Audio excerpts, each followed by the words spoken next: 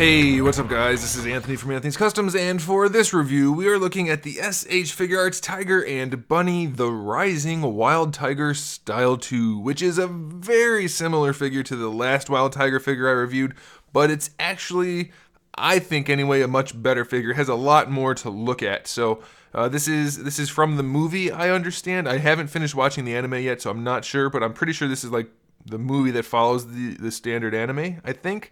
And so it's a slightly different suit that he wears. I'm guessing that's what it is. And so it's a little bit different of a figure. So let's go ahead and get it off the stand and take a closer look. This guy stands just about 15.5 centimeters, a little bit shy of that, which makes him pretty close to 6 inches, which is decent size. These guys do feature some die-cast parts. It's not usually worth mentioning which parts are which.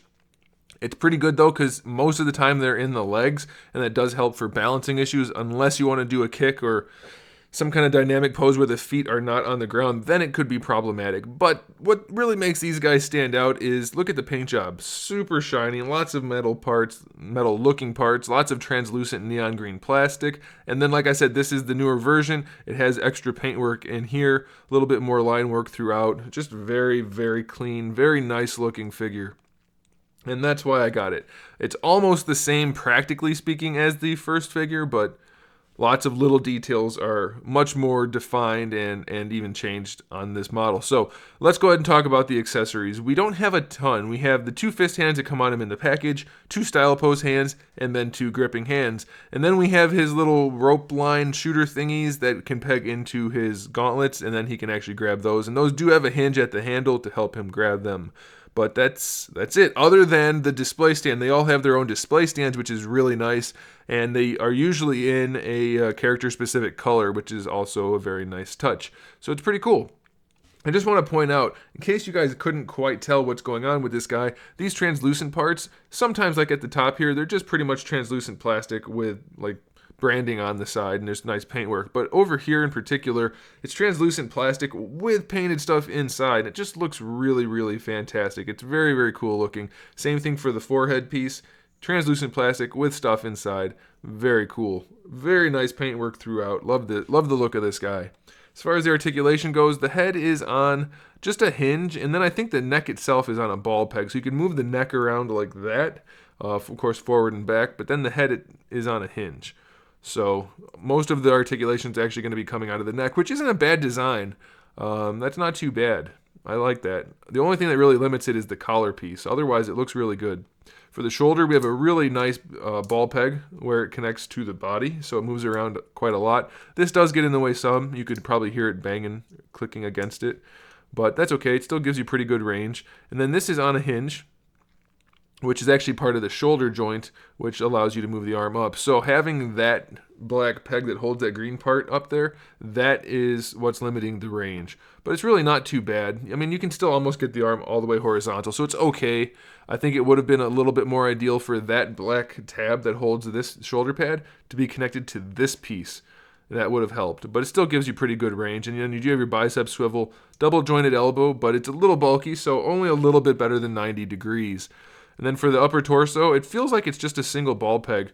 So it's a little bit limiting because it's a pretty tight sculpt, but you can get your full rotation out of it. It does lean forward and back a little bit, and then side to side a little bit, but that's mostly down here. The lower torso definitely has better range. So you're going to be able to pose this guy pretty well. It's just mostly going to happen down there. It's a little bit loose, for instance. That'll happen because the feet are really heavy because they have the die cast, which you guys know I'm not a fan of.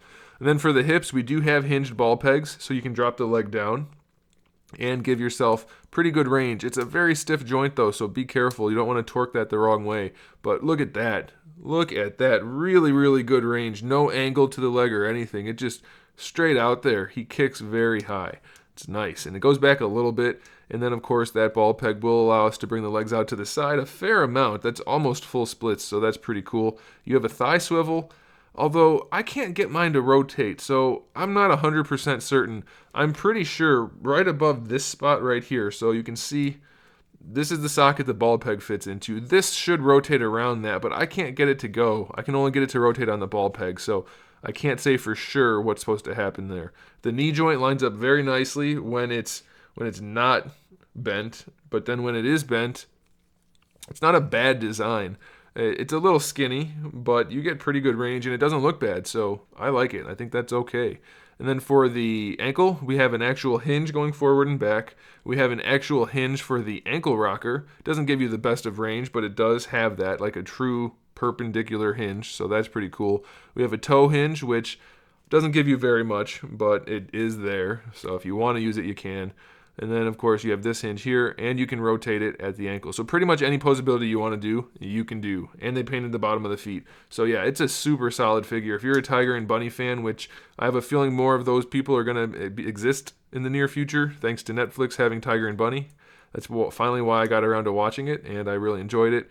And I like the figures. So I'm telling you guys right now, if you want to track these down, you probably should. There are still some on sale at Big Bad Toy Store. They've mostly sold out at this point, but if you want to check them out, there's a link in the description below, and just you can find some Tiger and Bunny stuff at a good price. So I recommend it, guys. It's a really solid figure with a few minor flaws, but it's a lot of fun, and it's great to look at. So thanks for watching. Make sure you subscribe to the channel. I have new videos up every single day.